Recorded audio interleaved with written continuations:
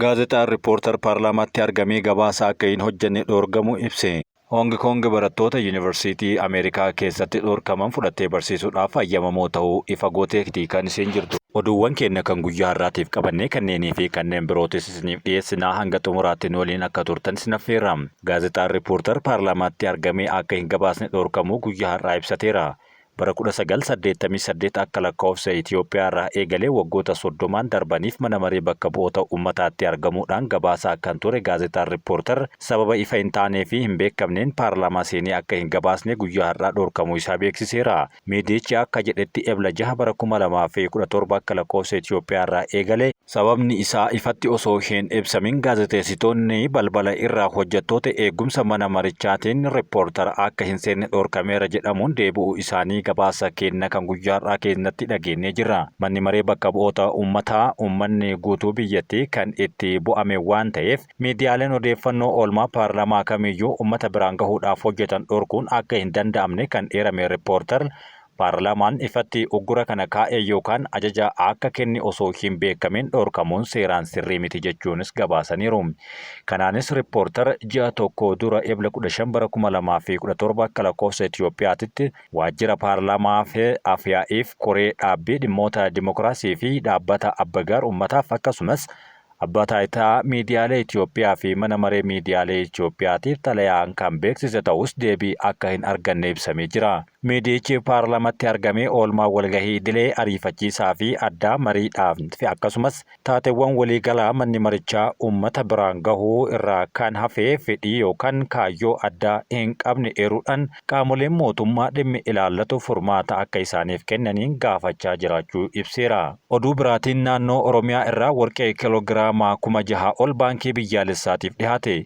Bara baajataa 2017 ji'oottan 10 jalqabaa keessatti naannoo Oromiyaa irraa warqeen kiloogiraama 6,910 baankii biyyaalessaatiif dhiyaatu ministeerri albuudaa beeksisee jira. Ministeera albuudaa obbo Miiliyeem Maatiyus akka jedhanitti ji'oottan 10 darban keessatti warqeen kiloogiraama 29,396 ol baankii biyyaalessaatiif dhiyaachuu kan himanii fi galiin isaanii ammoo doolaara Ameerikaatti yoo shallagamu biiliyoona 2.5 akka argamsiise himaniiru. Kanaanis naannoo Tigraay naannolee jiran keessaa warqee kiloogiraama 12,210 baankii biyyaalessaatiif galchuun sadarkaa tokkoffaa, naannoon Oromiyaa irraa ammoo warqeen kiloogiraamni 6,910 Gambeellaa irraa 4,590 Beenshaangul irraa ammoo 3,689 argamuun deetaan ministeeraa gaazexaa Addis Zamanitti yeroo himanitti dhagahameera. Akka obbo Miiliyeem jedhanitti riiformiin imaammata diinagdee maakroo mootummaan taasisee gargaaramuudhaan sharafa alaa baankii fi gabaa gurraachaa gidduu jiru eeguun hamma warqee baankii biyyaalessaaf dhiyaatu dabaluudhaan raawwii hojii fooyyessuuf gumaacha ol'aanaa taasifneerra jechuun jajaniiru. Oomishoota oomisha warqee aadaa fi xixiqqaa irratti bobba'aniif onnachiiftuu baankii biyyaalessaa murteesse fedhii oomishtoonni warqee oomishuudhaaf qaban kan kakaase akkasumas sirna oomishtummaas akkaan dabaleera jechuun ministeerichi dubbataniiru. Itoophiyaan laaboraatoorii mirkaneessa qulqullina dammaa hundeessiteef beekamtii akka kennamuuf gaafatte. Itoophiyaan biyyoonni oomisha ishee bitatan laaboraatoorii mirkaneessa qulqullina dammaa hundeessiteef beekamtii akka kennaniif gaafachuu ministeerri qonnaa beeksise. Deetaan ministeera qonnaa Dr. Fiqiruu Raggaasaa Itoophiyaan oomisha dammaa fi gagaatiin Afrikaatti sadarkaa adda duree irra jiraattus sharafa alaa damee kanarraa argachuu qabdu garuu hanga ammaatti argachaa hin jirtu jedhan. Itti dabaluudhaan Itoophiyaan laaboraatoorii qulqullina dammaa mirkaneessuu dhabamuu isaatiin oomisha dammaa irraa sharafa alaa hanga argachuu qabdu hin arganne yoo jedhan qulqullina damma Itoophiyaa al ergitu mirkaneessuudhaaf saamudaa gara Jarmanitti ergitee qulqullina isaa erga mirkanaa'ee booda gara gabaa Awurooppaatiif akka dhihaatu akka tures yaadachiisanii turan.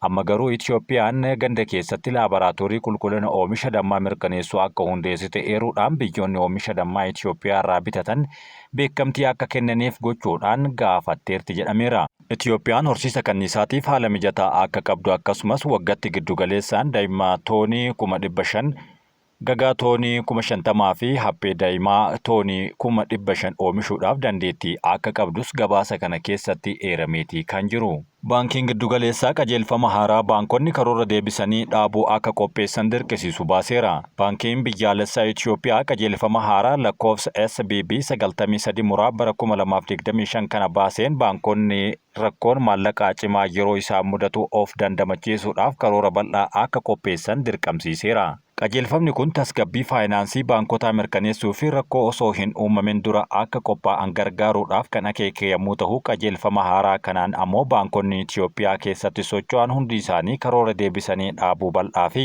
amanamaa ta'e qopheessuu qabu jedhameera. Karoorri kun tasgabbaa'uu kan qabuu fi yeroo gabaabduu hojii raawwachiiftuu xiinxala tarsiimoo fi bulchiinsa filannoowwan dandamachuu karoora balaa hojii akkasumas karoora quunnamtii fi ibsamuu of keessatti kan hammatudha jedhaniiru. Kaayyoon baankiin biyyaalessaa inni guddaan baankonni yeroo rakkoon maallaqaa isaan mudatu deeggarsa addaa baankii biyyaalessaa yookaan mootummaa irraa osoo hin barbaachisin ofumaa isaaniitii akka dandamatan gochuu ta'a jedhameera. Baankonni gahaa fi filannoowwan adda addaa deebisanii dhaabuu of keessaa qabaachuu kan himan filannoowwan kanneen akka kaapitaalaa fi yaaddoo hir'isuu madda maallaqaa gahaa adda addaa qabaachuu akkasumas liqiilee irra deddeebiidhaan kan gurmeessuu fi kana kan fakkaatan jedhaniiru. Baankonni gidduu seentummaa imaammata addaa baankii biyyaalessaa irraa yookaan deeggarsa maallaqaa mootummaa irraa akka hin galle yookaan ofirra deebi'anii akka isaan hin eegne ilaaluu qabu jechuunis qajeelfamni kun eereera. Qajeelfamni karoora deebisanii dhaabuu fi kutaalee oodiitii keessoo yaaddoo fi wal simannaa baankiitiin erga ilaalamee booda boordii daayirektaroota baankiitiin mirkanaa'uu akka qabus gabaafamee jira. Damee baankotaa biyya alaa yoo ta'an waajjira muummee yookaan idila addunyaa irraa mirkanaa'uu akka qabu kan dirqamsiisuu fi baankonni iyyannoowwan deebisanii argachuu cabsuu yoo jiraate guyyoota 5 keessatti baankii biyyaalessaa deebisuu qabu jedhame. Dabalataan ammoo baankonni karoora isaanii bu'a qabeessa ta'uu isaa sakatta'uudhaaf haalota gara fuula duraa adda baafachuudhaan geggeessuun irra jiraata yoo jedhan qajeelfamni kun baankonni guyyaa qajeelfamni kun hojii irra oole irraa jalqabee guyyoota 8 keessatti karoora deebisanii dhaabuu jalqabaa baankii biyyaalessaatiif akka dhiyeessanis akeekkachiisaniiru. Sana booda ji'a 3tti al tokko karoora haaromfame dhiheessuu qabu. Qajeelfama kana kabajuu dhabuun ammoo adabbii hanga birrii 100,000 kan baankota irratti qabatu ta'a jechuunis gabaasa guyyaa har'aa baasame kana keessatti argamee jira. Obbo Geetaachoo Raddaa gaafii fi deebii dhiyeenya kana televezyiinii Faanaa waliin taasisan irratti namoota kanaan dura isaan wajjin hojjechaa turan karaa seeraan alaatiin namoota daddabarsuu fi albuuda warqee baasuu irratti bobba'anii akka jiran hime namoota kana himatee ture. Haa ta'u malee qondaallee dhimmi kun irratti himame yeroo ammaa kana deebii kennaatii kan inni jiru. Isaan keessaa tokko itti gaafatamaa qajeelcha odeeffannoo humnoota Tigraay kan ture Koloneel Tawalda Gebretinsaa'ee seeraan ala namoota daddabarsuutti bobba'eera jechuudhaan maqaan isaanii dhahameera. Kana waliin wal qabsiisee qorannoo akka koree pirezidaantichaa jala jiraniin qoratamanitti kan dubbatame maqaa koloneela kanaa seeraan ala namoota daddabarsuu waliin kaasee himateera. Pirezidaantiin yeroo ce'umsaa Tigraay Leetinaal Jeneraal Taaddasaa Warradaa torbaan darbee ibsa kana yeroo gaafii fi deebii obbo Geetaachoo Raddaa taasisan waliin qaban baasaniin sanada pirezidaantii duraanii akka bahe himamuu mirkaneessullee sanadni mootummaa miidiyaa hawaasaa irratti akka gadhiifamu gochuu isaa balaaleffateera. Waajjirri pirezidaantii naannichaa pirezidaantiin duraanii bulchiinsa yeroo Tigraay hoogganaa mootummaa waan ta'aniif qofa kan qabatanii fi sanadni eenyuufillee ifa hin taasifamne miidiyaa hawaasaa irratti akka gadhiifamu gochuun safuu fi naamusaan yeroon ilaalamu fudhatama akka hin qabne jechuun qeeqee jira.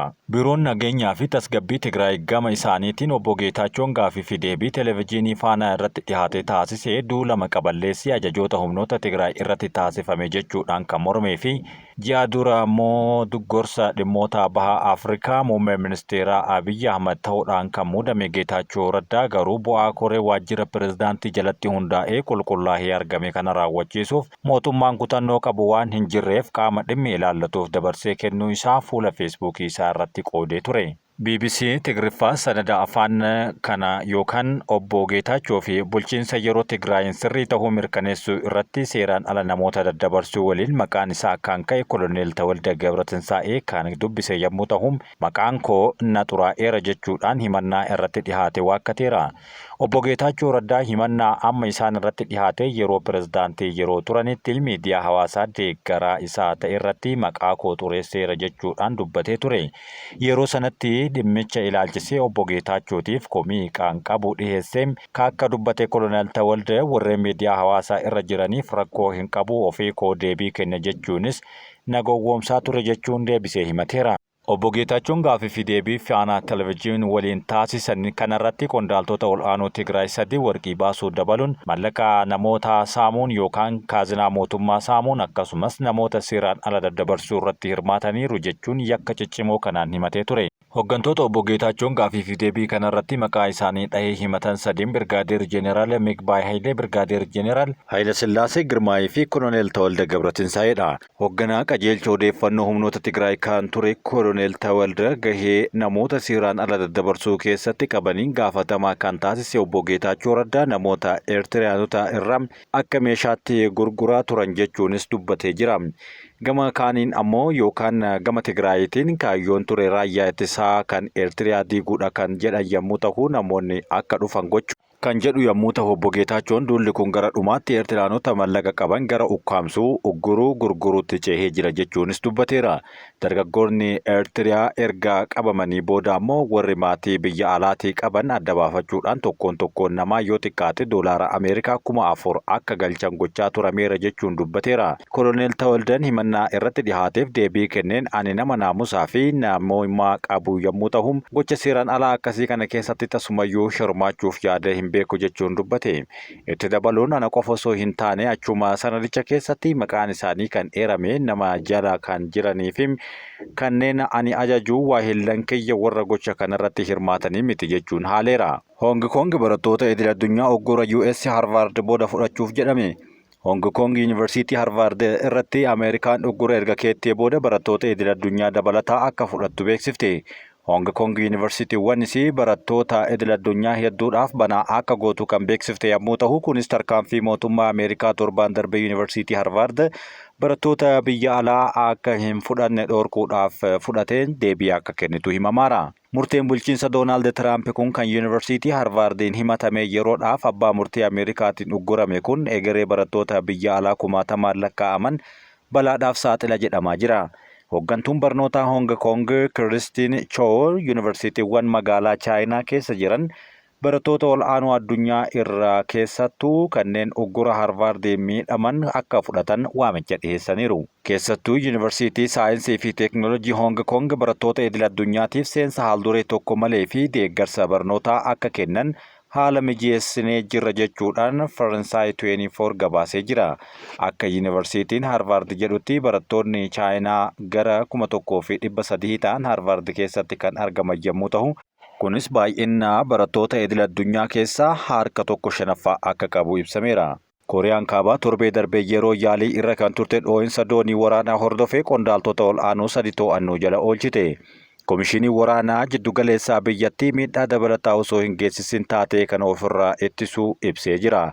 Aangawoonni Pyongyang namoota 3 to'annoo jala erga oolchanii booda qorannoo dabalataa gaggeessaa akka jiran kan dubbatamee fi aangawoonni sababa balaa kanaa ifa gochuu baatanis qondaaltota 3 irratti gaafatamuu isaanii himamaa kan isaan jiran.